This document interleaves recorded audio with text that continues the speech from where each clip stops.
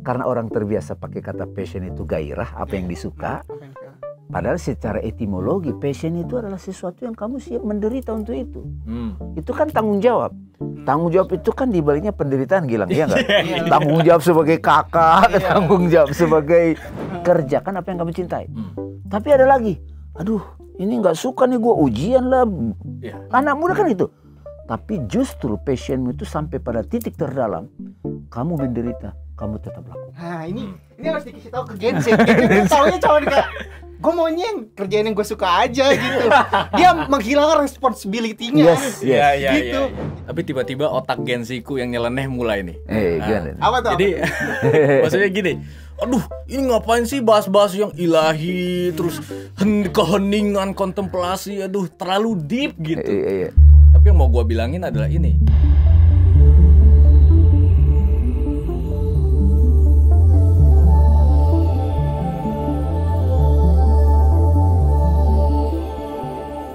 Assalamualaikum warahmatullahi wabarakatuh. Salam sejahtera bagi kita semua. Om Swastiastu, Namo Buddhaya, salam kebajikan. Selamat datang di Swaguru Insights, podcast apa adanya yang santai, podcast ala Swaguru, di mana kita nanti akan bersua kepada banyak guru. Ya. Aku Arif dan di samping sini temanku Gilang. Halo Gilang. Dan tentu saja di depan kami ada guru pertama, Bang Dame. Ya oke. Assalamualaikum warahmatullahi wabarakatuh. Asik. Ya, jadi di sini kita akan berkenalan dulu nih dengan Swaguru. Apa itu Swaguru dan mengapa Swaguru didirikan gitu. Dan ini santai aja, kita kayak kilas balik, ngobrol. Sharing ya, ngobrol ya. Karena di belakang kamera juga banyak nih. Ada tim Swaguru. Hai, halo. Oke, Swaguru itu didirikan tahun 2011 ya, awalnya. Banget itu ya. Santai banget, kita kayak ngumpul-ngumpul aja. Nggak kepikiran masa depannya nanti gimana. Tapi semenjak pandemi, bam, tiba-tiba. Iya, rame. Orang-orang semua ya. dipaksa untuk bisa berdigitalisasi dan ngumpul ngobrol-ngobrol. Betul. Dan awalnya itu kayak apa ya? Kita ngumpul bareng dan bahkan karena masih kecil banget, aku masih umur 9 tahun, di 9-10 tahun. Iya. Aku masih SMK. Motivasi awalnya itu karena dari keluarga ya. Iya. Yang datang keluarga aja, tapi Gilang juga datang gitu. Iya. Padahal aku bukan keluarga loh. Keluarga juga. Keluarga Sekarang sudah dianggap keluarga, ya Allah. Makanya aku bersyukur banget mendapatkan banyak ilmu dan inspirasi di sini. Jadi intinya motivasi kita ngumpul ke Swaguru itu cuma mau main-main, kapan lagi ketemu sepupu, ketemu teman-teman gitu. Yang namanya filsafat itu cuma ya udah additional aja, bumbu-bumbu di atasnya. Tapi gara-gara kita ya nama juga masih kecil gitu, semuanya dibawa main aja. Tiba-tiba pas ngejokes, itu jokesnya itu istilah-istilah filsafatnya itu masuk gitu. Ada mawujud, mahiyat, itu tiba-tiba disebut aja gitu Bang Dame dengan cara yang ngejokes. Menurutku dengan cara ngejokes itu akhirnya masuk juga tuh, terinstall gitu di pikiran kita. Oke, kalau dari Bang Dame sendiri melihat. Ya, terima kasih teman-teman. Gilang, Arif. Assalamualaikum warahmatullahi wabarakatuh. Waalaikumsalam warahmatullahi. Biasanya kita kalau di Swaguru itu kita biasanya silent dulu ya. Oke. Tapi udah silent tadi ya. Udah silent tadi. Kamera off silent kita. Kenapa? Karena banyak orang menganggap kalau diam itu nggak ngapa-ngapain. Iya. Betul sih nggak ngapa-ngapain. Tapi secara fisik kita diam, tapi ada di dalam diri kita pikiran itu bergejolak tuh. Bisa overthinking malah kan gitu. Nah jadi silent itu dibiasakan di Swaguru teman-teman. Karena silent itu adalah momen di mana kita itu bisa menyerap pengetahuan yang mengubah kita gitu. Jadi silent itu jadi satu tradisi. Ternyata itu juga dilakukan oleh guru-guru gitu. Kita bisa tahu dari Google banyak, dari TikTok banyak banget kan pengetahuan dari situ. Tapi belum tentu jejak gitu.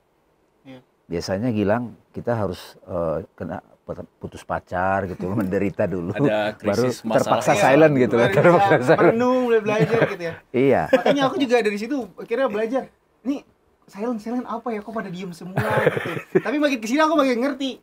Ternyata kalau kita untuk mau menyerap ilmu, kita tuh harus mengosongkan pikiran dulu, buang pikiran kayak lagi punya utang, lagi punya ini, kosong dulu gitu kan gelasnya, Iya, baru iya. nanti diisi gitu. Jadi lebih bisa menyerap gitu kan. Diakhiri sama Al-Fatihah dan doa-doa gitu. Iya gitu.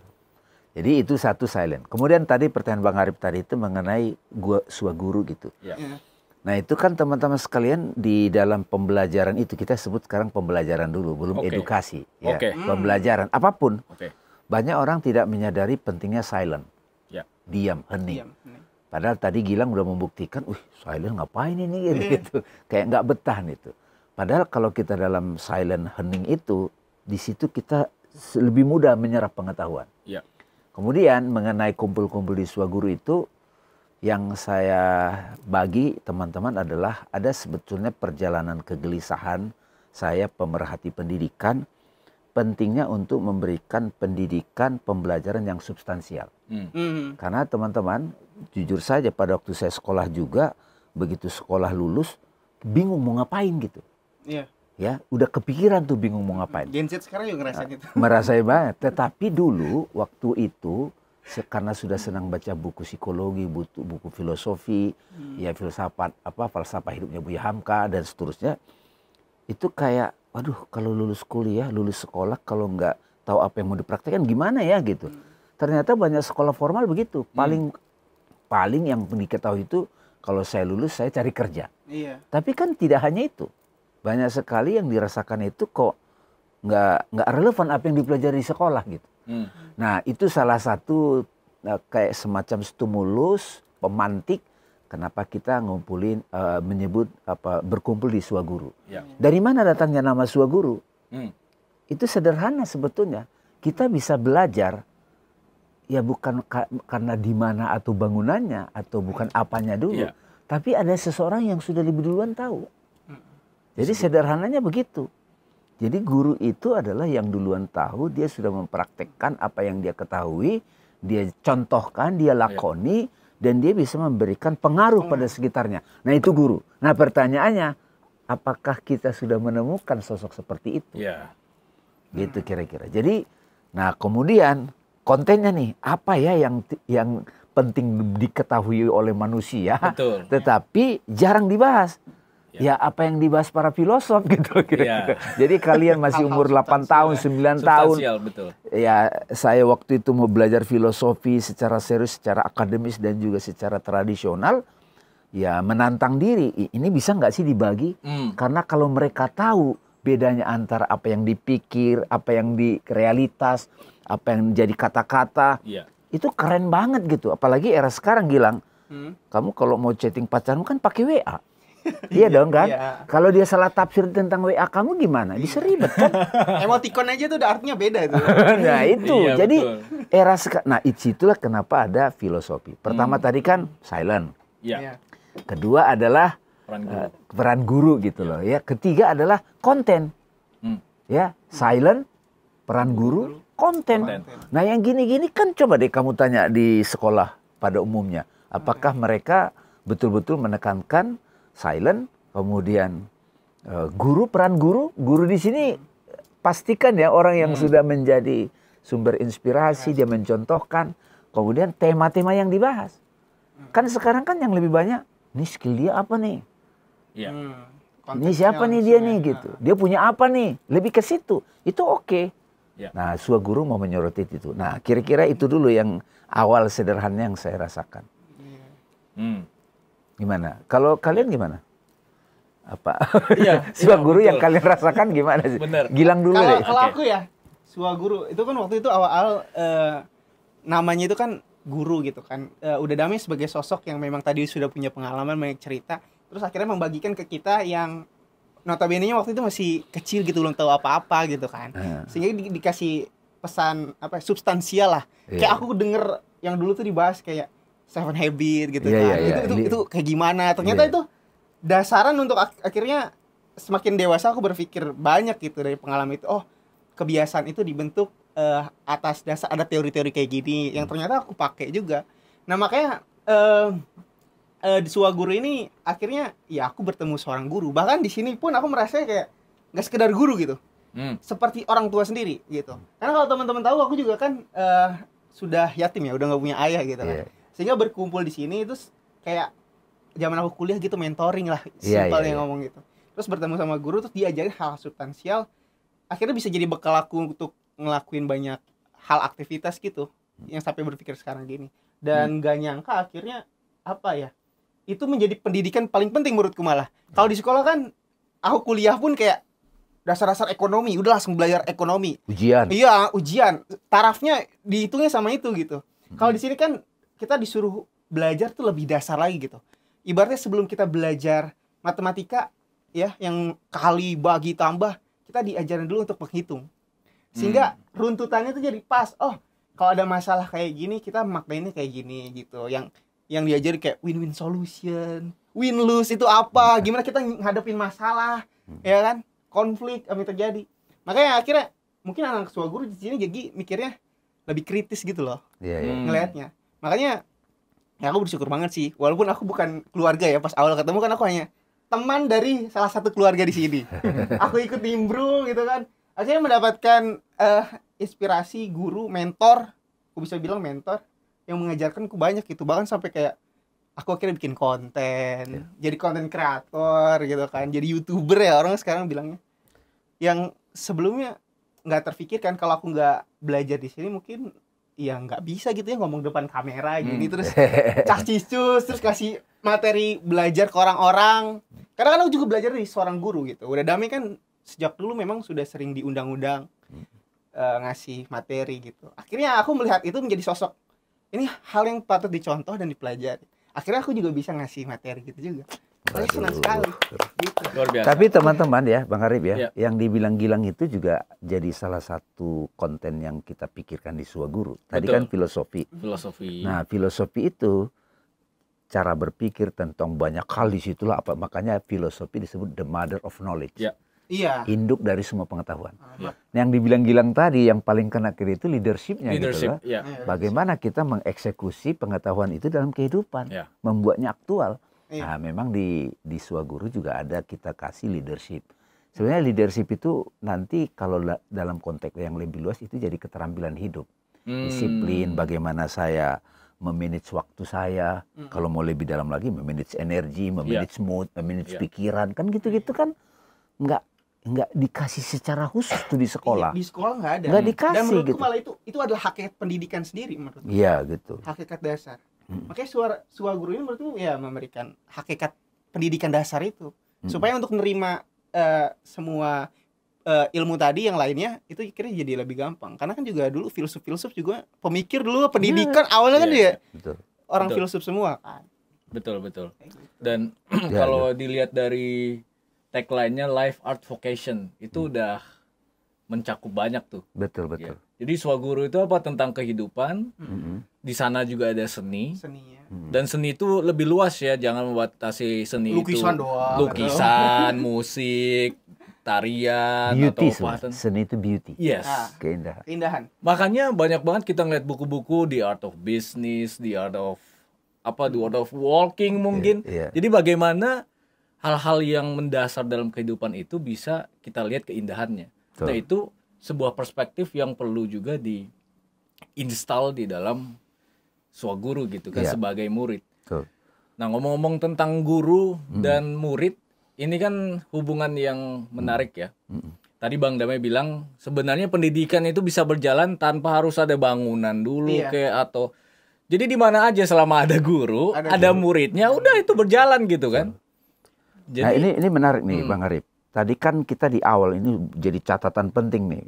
Berdaging ini omongannya gitu. Tadi kan Dagingnya kita wagyu lagi. secara spontan kita tidak rencanakan. Saya nggak mau ngutip seorang guru namanya Sri Ramana Maharishi. Kalau kamu mencari guru, oke gitu. Tapi the real guru is silent. oke.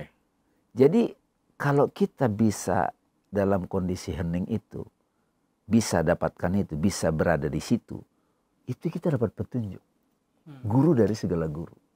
Oke, itu tadi dapat ya. Gimana latihannya nanti kita konten berikutnya. Kedua, seseorang yang sudah terbiasa silent, dia akan memancar sebagai cahaya, petunjuk. Bukan cuma cahaya, memberi petunjuk. Kayak di kegelapan kan perlu cahaya. Iya. Tapi dia juga ambience-nya, kasih sayang. Nah itu guru. Iya. Jadi kalau di sekolah kan pada umumnya anak-anak muda kalau ditanya, itu pengajar, itu bukan pengajar, penghajar gitu kan, penghajar gitu. Jadi Dengan kita segala- mau mengganti pengajar, bukan sekedar teacher, apalagi bukan penghajar, tapi guru. Dia adalah cahaya, real cahaya, memberi petunjuk. Guru artinya Guru membawa adalah cahaya. yang menghilangkan kegelapan, membawa cahaya dalam kegelapan. Itu. Jadi kalau kita ketemu itu luar biasa. Apa yang diajarkan seorang guru? Konten-konten yang dalam, filosofi, Ya. sampai kepada tingkat art. Jadi bayangkan seorang yang biasa merenung sendirian, kalau dalam Islam Nabi Muhammad di Gua Hiro. Iya. Oh, Nabi Isa juga, Yesus Kristus itu di bukit. Nabi Musa juga, Sokrates. Banyak sekali Plato dalam gua gitu kan cerita Iya. itu. Nanti kita bahas tuh kapan-kapan. Betul. Betul. Nah, pada waktu seseorang dulu kita sebut dia berada dalam keheningan, dia dapat petunjuk. Wih, luar biasa nih. Baru dia menyampaikan. Itulah seorang guru itu pada awalnya. Nah, ketika dia sudah jadi cahaya manusia ini, terus ada yang tertarik, yang mencari juga. Iya. Nah, pencari serius ini bisa disebut namanya seeker, tapi juga dia punya kehendak besar. Dalam bahasa Arab, kehendak besar itu namanya iroda. Iroda. Orang yang punya kehendak besar, muridan. Murid gitu bilang. Jadi mereka yang punya kehendak besar itu murid. Jadi yang di sekolah itu murid enggak? Ya, meskipun kita pakai istilah murid, Iya. student, Siswa. sebetulnya siswa. Siswa. Tapi murid itu dalam arti seriusnya adalah mereka yang nyari banget. Nyari banget ya. Yang memang Punya passion gitu kayak ya. Gilang gitu loh. Passion ya. Nyari banget gitu. Dia di ruangan yang gelap mencari cahaya. Mana cahaya? Nah Ya. itu murid tuh. Niat tergerak ya, bukan wajib belajar. Nah, betul, bukan dari luar dipaksakan, Iya. dari dirinya gitu. Iya. Kenapa Itu- sekolah? Ya kakakku sekolah, aku sekolah. Nah, itu Nah, gitu. Kenapa sekolah? Karena aku mau belajar ini, aku suka banget. Gitu. gitu. Betul. Ya, itu baru jadi murid ya. Baru itu murid, dan murid itu secara pemaknaan tadi tidak ada kaitannya dengan usia umur. Oke. Bisa siapa saja. Jadi belajar seumur hidup. Iya. Nah, Swaguru dari namanya saja, bahkan ada ikon ini ya, begini. Ya. Ini menunjukkan berkhidmat nih. Iya. Seorang murid itu ketika dia bertemu guru, dia berkhidmat, ada semacam, ada jiwa rendah hati, Iya. Iya. ada ketulusan, ada respect di situ. Nah, ini dari itu kita mau memberitahu itu. Nah, ini menyangkut ya keheningan juga bisa, Iya. kemudian kehidupan itu bisa. Itu maksudnya. Jadi kita tidak harus punya bangunan dulu, tidak harus biaya besar, tidak, ya apa adanya aja. Sudah bisa terjadi proses edukasi. Jadi bertemunya guru dan murid. Nah, Swaguru nama ini kita ingin memfasilitasi orang-orang, murid-murid untuk bertemu guru-guru itu. Iya. Ya kan? Nah, pada titik tertentu nanti seorang guru yang dia memberi sesuai pengalamannya, dia akan bilang, kita jadi sahabat. Jadi tidak hierarki lagi, Gilang. Iya, iya. Ya kan? Bisa manggil bang, bisa manggil itu. Udah bukan lagi hierarki besar. Itu sudah dekat, itu sudah ada kasih sayang di situ. Nah, itu yang sebetulnya mau kita sampaikan, bahwa itu kita temukan di kampus, di sekolah formal, di majelis taklim, di tempat kongko-kongko. Jadi muncul istilah mentoring, Iya. coaching. Iya. Coaching, mentoring Aslinya gitu begitu. Iya, iya. Nah, udah mulai dapatnya kenapa latar belakang Swaguru begitu. Dan kita di sini membiasakan tidak mau lagi, kenapa ya bahas masyarakat begini, kenapa mungkin ini nih parah nih pendidikan. Oke, itu sebagai fakta, Iya. tapi kita tidak memberi fokus perhatian ke situ dalam arti jadi negatif, Masalah pesimis gitu gitu ya. Ya sudah, substansi pendidikan apa gitu. Yes. Oke. Nah, ini mau ditanya apa gimana nih? Langsung. Oke. Ya. Tapi Jadi ini biar melengkapi tagline-nya aja, life art terus vocation. Nah, ini Nah. kan bagi anak muda itu vocation yang penting nih. Aku Jadi tanya gimana? staycation. Staycation. Jadi gimana caranya nanti, ini mungkin nanti kita akan bahas juga gitu. Gimana caranya tadi yang sudah sesuatu yang telah menjadi terampilanku, itu juga menjadi jalan hidupku, dan dalam aturan dunia aku bisa hidup dengan itu. Ya. Gitu kan nanti kan. Ya, itu teman-teman. Jadi Ya. live itu menggambarkan kita bicara apa saja. Iya. Oke. Bertemu seorang guru, apa saja kan bisa jadi objek pembelajaran. Itu kan Iya, seru tuh. Apapun ya bisa di. Ya, bisa menyangkut tubuh manusia jadi ilmu kedokteran nanti kan. Betul. Bisa menyangkut tanaman jadi ilmu biologi. Iya. Apa saja, udara, energi, banyak banget itu live. Nah, sampai tingkat mahir itu jadi art, Art seni. keindahan, ya itu. Lalu kalau sudah begitu, saya berkontribusi apa nih bagi kehidupan. Yes. Nah disitulah vocation itu masuk. Vocation itu panggilan, dharma, misiku. Jadi orang-orang yang sudah mengerti hidup, kemudian dia juga sudah sampai pada tingkatan mahir, sudah jadi keindahan, memasak sampai art. Nah itu kan keren tuh. Cara menyuguhkannya itu keren tuh. Nah di situ baru dia ada vocation. Karena pada akhirnya manusia hadir ke dunia ini, itu percaya tidak percaya, atau kalau kita teliti secara kontemplatif, itu pasti ada sesuatu yang penting untuk dia dharmakan. Gitu kira-kira. Makanya itu juga amat yang aku dapetin selama belajar di Suaguru sih. Kayak manusia itu dilahirkan ke bumi, kalian buat apa sih gitu. Pasti pas satu-satu dikasih fungsi masing-masing kan, untuk berdharma lah tadi kayak ngasih kontribusi gitu. Dan itu yang kulakukan juga, melihat sosok Uda Dame kan sebagai mentorku, kayak wih, bisa ya ngeluangin waktu untuk ngajarin kita anak-anak kecil, padahal ya kita juga nggak bayar, kita juga cuma anak-anak polos aja, tapi kita mau dibimbing gitu ya. Dengan artian yang tadi substansial, akhirnya termotivasi juga melihat figur tersebut dan banyak belajar ilmu-ilmu tadi, dan akhirnya juga aku jadi seorang guru juga gitu. Guru di internet gitu. Aku juga punya banyak murid-murid gitu. Anak SMA Republik Mahasiswa itu. Republik Mahasiswa tuh punya itu lebih banyak murid dari Suaguru itu. Ya akhirnya mereka menganggap aku mentor juga udah. Karena tuh aku kayak alhamdulillah. Apa ya? Ngerasa Agung kan kalau udah kan lebih santai. Kalau aku tuh kayak dipanggilnya kan Bang Gilang gitu. Kebanyakan mereka nanya-nanya permasalahannya pelajaran SMA, mau kuliah di UI gimana caranya, gitu. Ya balik lagi, sebelum aku ajarin tentang pelajaran itu, aku ajarin juga tentang substansial. Kenapa kamu mau kuliah? Terus motivasimu apa? Kita tuh sebagai murid dan guru ya santai aja lah, kita kayak sahabat. Gitu, betul. Kan. Kayak gitu sih. Dan akhirnya ya mungkin menjadi guru juga itu kayak pahala yang tak terputus-putus tuh ya. Pahala apa namanya? Amal jariah. Iya. Luar biasa. Udah Dame ngajarin aku ngajarin banyak murid-murid di seluruh Indonesia yang akhirnya masuk kuliah gitu. Berarti tapi gini Gilang, itu waktu itu juga kamu merasa mereka lulus sekolah itu pasti bingung ya. Nah, kamu ngalamin itu juga kan? Itu Republik. Nah, sebenarnya ada Suagurunya juga itu. Waktu dulu kan aku masih SMK ya, belajar sama Uda Dame.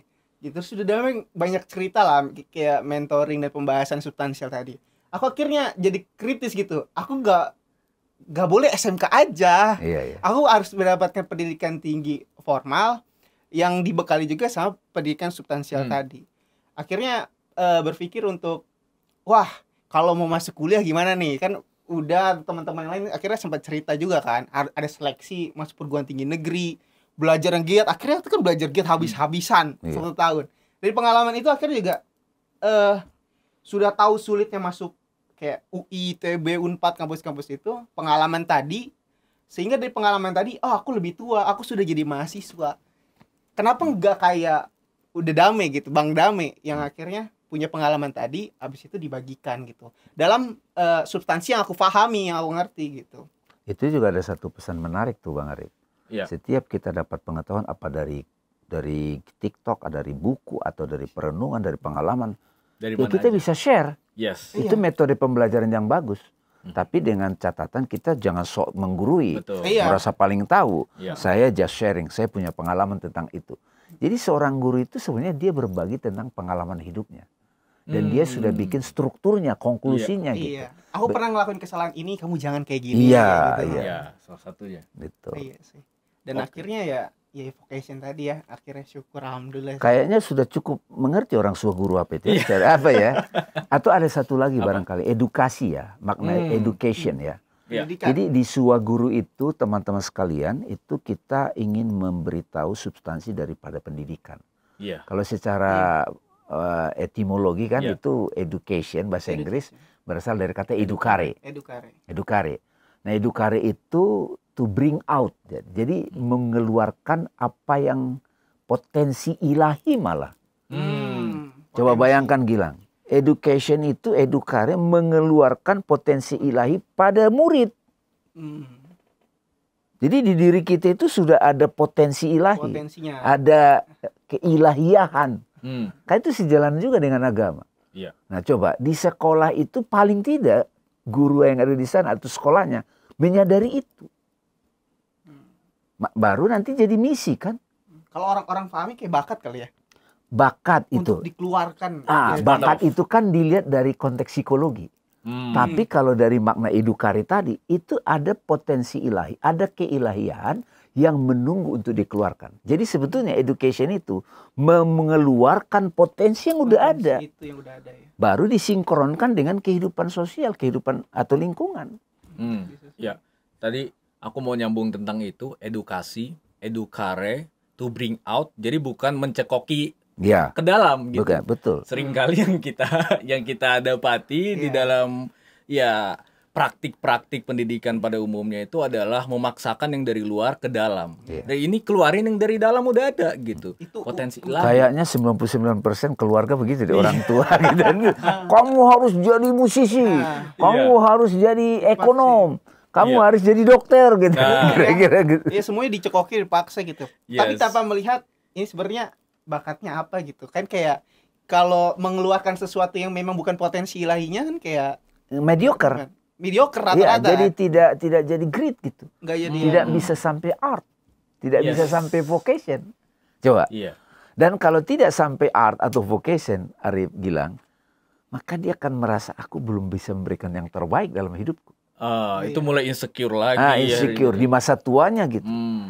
Jadi Suaguru mau memberikan perspektif itu, mau memfasilitasi, menemani orang-orang yang punya aspirasi seperti itu. Tapi tiba-tiba otak gensiku yang nyeleneh mulai nih.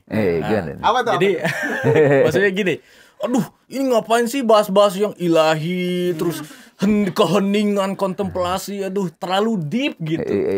Tapi yang mau gue bilangin adalah ini, sebenarnya ini sesuatu yang bisa kita dekati secara asik gitu. Secara asik. Tadi misalnya ilahi apa? Kata antusiasme teman-teman. Enthusiasm.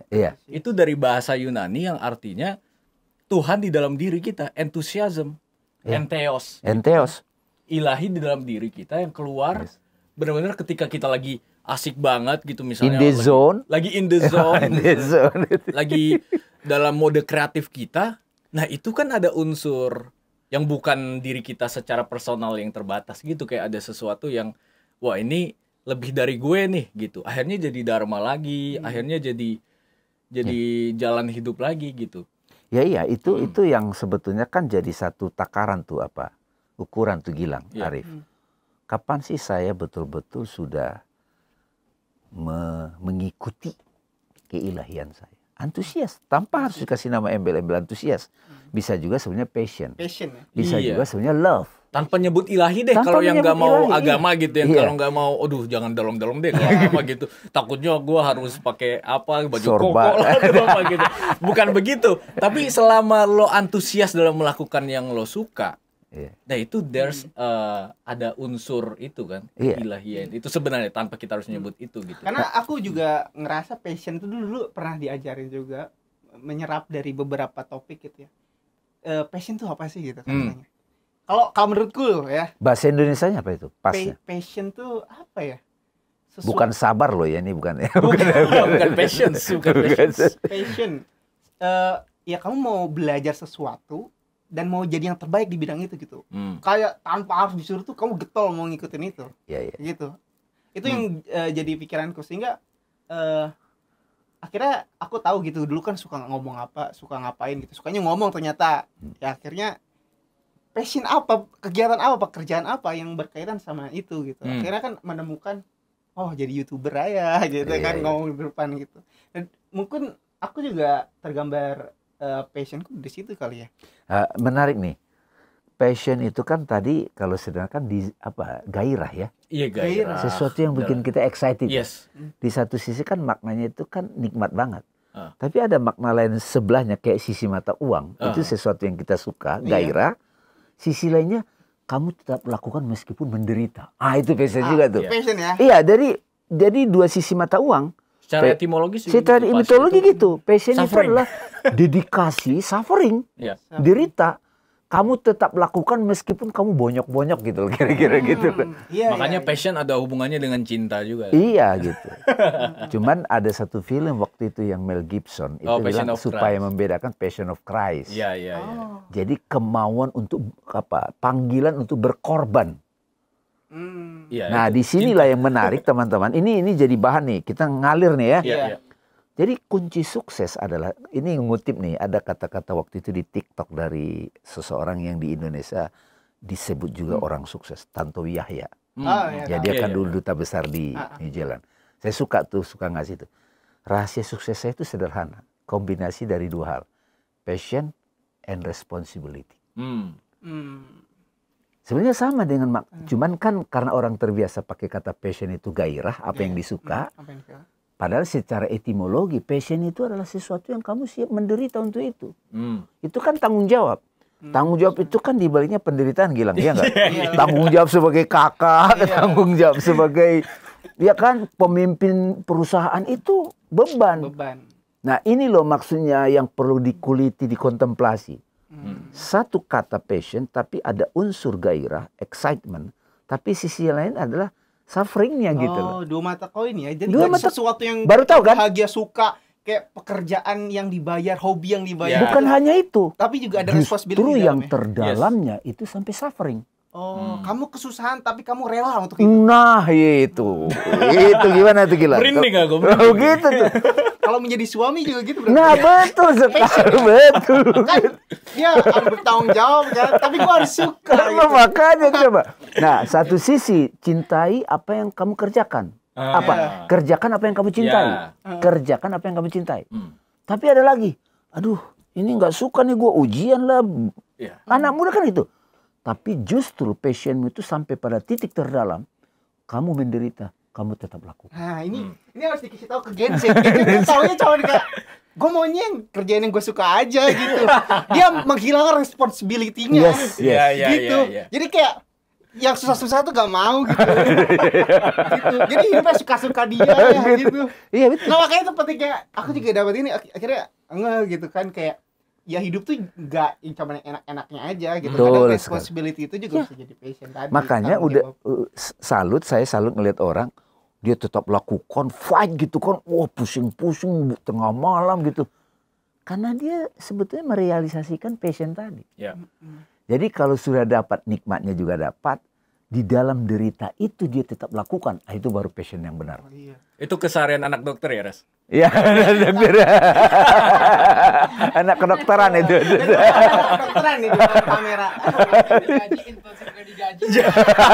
Harus passion, memang harus passion. Iya, kan mendulak emasnya nanti. Tapi sebenarnya para nabi juga begitu. Dia mengurus umat itu kan pemimpin, berkorban untuk rakyat. Iya. Jadi tinggal dari mana duluan aja. Nah, kembali ke Tantowi Yahya tadi, Pak Tantowi Yahya, gini. Kamu bisa mulai dari tanggung jawab untuk berhasil, bisa juga dari sisi apa yang kamu suka. Tapi bayangkan kalau dua-duanya bergabung. Top nggak? Itu perlu kebijakan hati yang mendalam. Wah, itu jam terbang itu. Jam terbang. Iya. Gimana? Ada lagi? Apa yang tadi tentang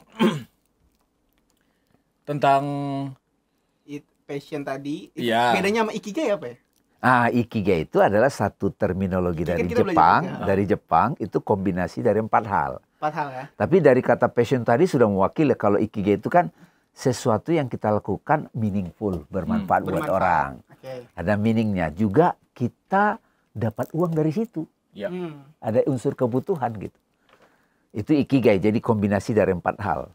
Tapi kalau dari passion itu pun sudah kuat nih sebenarnya Bang Arif. Ya ini bukunya Ikigai. Ini ada Ikigai nih. Wah. Ya kan kita juga diajarin. Sebenarnya ini juga SMK. Alchemy, Paulo Coelho. Iya. Ini kan buku wajib di Suaguru nih. Gitu. Ini semuanya di buku wajib nih. Iya. Oh, ini ada yang baru di ruang tanpa nama. Ini bagian silentnya nih. Itu buat sendiri mantap.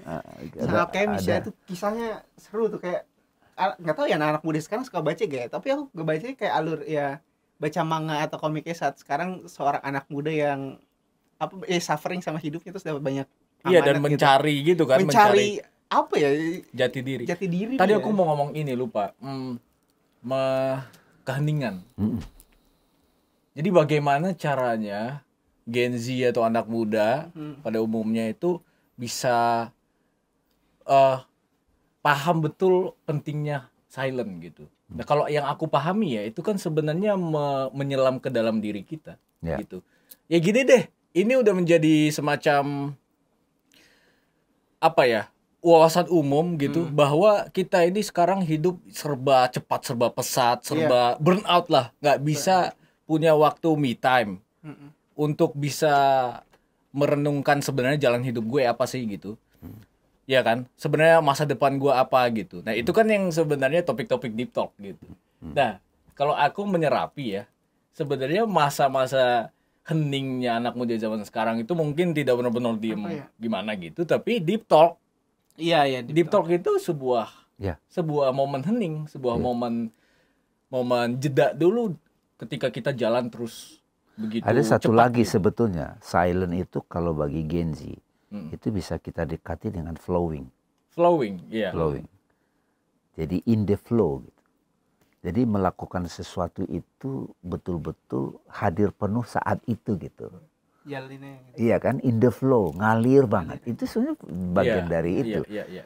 Karena dalam in the flow itu ada energi yang tanpa beban, Iya. flowing gitu. Dan dia juga ada meditatifnya gitu. Yes. Jadi yang aku lihat ya tadi beberapa term yang mungkin terdengar bikin alergi gitu, terlalu ini mah domainnya orang-orang tua. Itu kita redefinisi teman-teman. Iya. Pertama tadi ilahi. Iya. Ya kan? Iya. Itu ternyata entusiasme juga. Enthusiasm. Sekarang hening, itu bisa flowing, bisa deep talk, bisa waktu me time. Itu sebenarnya hening. Jadi bukan meditasi yang kalau teman-teman takut, aduh ngapain ya gue nanti terlalu deep gitu, terlalu mendalam, nggak bisa asik lagi gitu. Nggak gitu. Dan itu aku benar-benar paham betul mindset seperti itu gitu. Nah di Swaguru menurutku itu mau ditekankan, diperluas lagi bahwa kita bisa loh mendalam tanpa perlu menganggap itu ini gue lagi mendalam nih, enggak. Kita tadi seperti flowing gitu. Ya itu kan sebenarnya kata-kata dari Kung Fu Panda kan. Iya. Po kan. Oh, Po kan iya. film wajibnya di Swaguru Iya, juga iya, gitu. iya. Po itu bilang kamu tidak harus bisa bermeditasi dan tercerahkan. Kalau kamu tidak bisa bermeditasi, mengalami pencerahan berjam-jam, nggak bisa nih. Cukup kamu lakukan apapun yang kamu lakukan, pikirkan, rasakan, itu come from your heart. Cuman apalagi hati ini kan orang bilang gitu kan gitu. Itu jadi, nah memang itu perlu edukasi, perlu disiplin gitu. Gimana? Ada lagi? Nah, menurutku ini tadi kita sudah menggelar lapangan yang bagus untuk masuk ke topik yang lebih deep lagi nih. Iya. Jadi bagaimana Swaguru Iya. memandang setiap individu, setiap murid tadi gitu. Iya. Dan tadi udah dapat sih sebenarnya bahwa setiap manusia, setiap individu itu punya Potensi ilahi. Potensi atau ilahi. otentitas Yes. atau sebut apapun itu. Dan seorang guru pasti sadar itu. Kalau dia katanya dia dianggap sebagai guru tapi dia dalam mendidik tidak membangunkan potensi ilahinya, itu bukan guru. Guru Bukan. berarti melihat potensi ilahinya. Pasti. Mas, oh ini potensi ilahinya, ini anak Pasti ini. dia nggak cekokin. Hmm. Karena di dalam diri DNA gitu, janin itu sudah ada cetak biru tuh ilahi. Ya, jadi Cuman ilmu masih yang tertutup disampaikan rapat. Ngepas gitu ya. Yes. Masuk. Ada antusiasme dari si murid karena mencari cahaya yang itu tuh. Yes. Gurunya ngasih pas cahaya yang itu Iya juga betul. gitu. Mengingatkan ini loh kamu. Gitu. Jadi seorang guru itu mengkonfirmasi apa yang sudah disadari anak muridnya dan menstimulus, menemani agar anak itu menyadari Potensi murid itu, potensi ilahi itu. Kalau sudah begitu sudah fungsinya itu, makanya dia akan jadi teman. Iya. Ketika guru sudah memantik potensi ilahi murid itu dan sudah mulai mekar, matang, udah mereka jadi teman. Kayak Rumi sama Syam. Wah ini deep lagi nih. Iya. Okay. Kan menurut riwayatnya nih, saya ngobrol sama yang menekuni kitab-kitabnya Jalaluddin Rumi. Rumi ketemu, Rumi itu sudah 24 tahun sudah jadi rektor. Sudah jadi rektor bilang 24 tahun. 24 tahun ya. Dan sudah mendalami yang dalam gitu. Itu masih ABG itu. Tiba-tiba Iya, ketemu sama seorang darwis namanya Syam Tabriz. Nah, disitulah terjadi pertemuan murid dan guru, guru dan murid. Dan Syam itu cuma murid punya cuma 3, salah satunya Rumi. Dan itu menggemparkan gitu. Iya. Itu kayak Pak Sujiwo Tejo tuh. Murid saya cuma 2 katanya. Satu Kiai Haji Mustafa Bisri, yang kedua MH, dia bilang gitu. Iya. Nah ini aku merasa ya melayang-layang di udara pas kita lagi ngobrol tadi. Berarti penting sekali pertanyaan kedua Kung Fu Panda 2 gitu. Who am I? Iya. Ya. Siapa aku? Jadi Iya, mengenal jati diri juga. Iya, gitu. betul. Itu guru bisa melihat itu, Iya, potensi betul. yang ada Ini di kayaknya dalam. session berikutnya boleh nih, Who Iya, am I Who ini am nih. Bahas sendiri itu Wah, ini panjang sekali. buset. Iya, maksudnya kan itu kan topik abadi kita kan. Iya. Mencari jati diri. Alkemis juga tentang jati diri gitu. Berhening Dia mencari juga kayak banyak- gitu, karena juga setiap masalah juga nggak harus ada solusi guys, karena kita berhening terus kita mikir, kita mengaca gitu kan. Karena Itu si Po aja mikir pengen jadi pendekar naga terus dikasihnya kertas kosong yang hanya mencerminkan. Iya. Betul, Dapat betul. juga nih. Iya, apa yang masalahnya lo? Iya. Gimana caranya jadi pendekar naga? Ya bercermin gitu. Iya. Kosong ternyata gitu. Yes. Alhamdulillah. Gimana Udah. menceritakan itu ke Genzi yang begitu Iya, tuh? gitu. Makanya tuh setiap film Kung Fu Panda aku nonton sampai yang terakhir tuh selalu ada filosofi itu. Iya, betul. Iya. Tapi tadi ya ini sedikit aja sekelebat ya. Gue mah. Nggak semua solusi itu ada nggak Harus semua ada masalah ada ada solusinya gitu kan. Apalagi solusi yang udah ditetapkan oleh ya ini pakem-pakem tertentu standar-standar. Iya. Karena sebagai anak fisika itu aku alami banget tuh. Iya. Kita itu kayak secara formal diajarkan bahwa kalau ada masalah ini pakai rumus-rumus ini. Tapi nggak pernah bertanya sebenarnya rumus-rumus ini datang dari mana. Iya. Terus juga kenapa harus rumus-rumus itu gitu yang dipakai gitu Ya. kan. Jadi kayak ada masalah terus ada jawaban-jawaban yang sudah disiapkan oleh akhirnya cekokin lagi gitu. Kita pernah bahas juga nih tentang Iya. bahwa makanya HOTS itu menurutku susah banget bagi anak-anak, bagi siswa-siswa karena mereka tidak dikasih ada masalah terus jawabannya rumusnya pakai ini soal gitu. HOTS ya? Iya, kita harus merumuskan sendiri masalahnya. Di dalam hidup kita bukan ada masalah terus kasih solusi yang udah ada gitu. Kita harus rumusin dulu masalahnya, Mengidentifikasi lebih dalam. mengidentifikasi masalah dulu gitu. Ini masalahnya apa sih? Makanya Kita Genzi- sering kali Genzi- pengen jawaban, Iya. solusi, lupa dia aja nggak tahu masalahnya apa. Jangan-jangan cara dia melihat masalah itu bagian dari masalahnya. Iya, itu Gitu. kebanyakan. Tapi Mereka ini stres. ada kaitan ini Bang Arif, ketertarikan seseorang itu terhadap apa yang dia teliti. Iya. Ya misalnya sholat itu wajib, itu kayak rumus kan. Rukun Islam Ya, itu kayak iya. rumus juga kan. Betul. Pokoknya nggak lakukan itu dosa. Padahal sebetulnya ada why-nya kenapa rukun Islam Ya. itu begitu. Iya. Iya. Sholat wajib gitu kan. Contohnya itu kalau Ya. dalam pisah kan ada rumus juga. Pakem-pakem gitu. Api itu panas, itu rumus nggak? Itu udah hakikatnya. Dia dirumuskan. Kenapa dia Iya. panas? Kan ada unsur-unsur di Iya. dalamnya. Iya, oke. Garam itu asin. Hmm. Nah, itu kan semacam kayak sudah jadi satu terminologi. Mm-mm. Jadi rumus itu ditemukan berdasarkan penelitian seseorang yang tekun. Ya. Nah, ketika dia memformulasikan, merumuskan, lantas dia bagi ke orang, orang itu cuma mengikuti rumus itu. Iya. Dia dimudahkan. Jadi ada dua pendekatan. Saya mau mengambil manfaat dari rumus yang sudah ada, kayak Ya. template. Template. Kan sekarang kan kalau bikin PowerPoint sudah ada rumus-rumusnya juga kan. Semua template. Betul. Template ini kayak Canva, Iya. ya kan? Iya. Boleh nyebut Canva kan Nggak boleh ya. Aman. Ya, jangan kan chat GPT gitu. Nah, iya kan dia itu kan sudah ada pakem-pakem template-template. Iya. Nah, tapi bagaimana penemu template itu kan panjang. Yes. Jadi perjalanan kita mau tertarik kemana? Nah, di Suaguru itu kita buka tuh, ya kan? Jadi tidak ada yang salah juga kalau orang itu langsung menggunakan rumus, Yes. Iya. tetapi jadi tidak dalam. Tapi kalau seseorang menemukan why-nya, Why-nya. pokoknya kamu kerjakan ini aja, kamu pasti sukses. Ada benarnya juga. Iya. Begitu diikutin pakem-pakem itu, jadi itu. Tapi ada orang, wah kenapa? Karena dia masih merasa terpaksa mengikutin pakem-pakem itu, rumus-rumus itu. Dia sediakan waktu dulu untuk menemukan kenapa jadi begini, kenapa jadi begini. Jadi memang tidak semua individu juga punya kapasitas atau ketekunan untuk menemukan why. Mhm.